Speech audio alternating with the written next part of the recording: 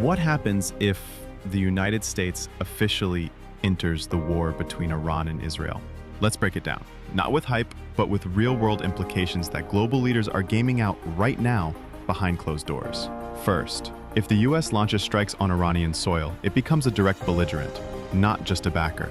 Iran would likely respond immediately by activating proxy militias across the region, in Iraq, Syria, Lebanon, and Yemen, hitting US bases and allies with drones, rockets, and potentially even cyber attacks. The Strait of Hormuz, which carries 20% of the world's oil, could be shut down by Iran, sending gas prices skyrocketing worldwide. We're talking $8 to $10 per gallon, possibly higher. Iran could then attempt to strike US military bases in the Gulf, Bahrain, Qatar, UAE, and launch waves of drones or missiles at American ships.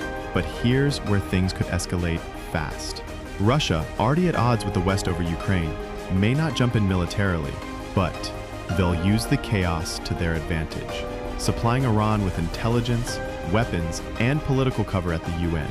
China, facing off with the US in the South China Sea, may not send troops, but they'll almost certainly back Iran diplomatically and could pressure Taiwan or begin joint exercises with Russia, stretching US forces thin globally. And just like that, we're in a multi-theater global crisis. Not quite World War III, but close enough to make the world hold its breath. Now, let's be real. Will the US get invaded? Highly unlikely. But cyber attacks, sabotage, and terrorist retaliation on US soil, that's a real risk.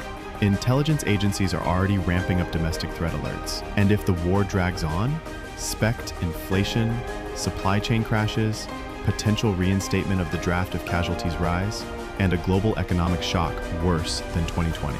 And if Iran uses or threatens nuclear weapons, or Israel does, that's the point where NATO, Russia, and China may be forced to take sides.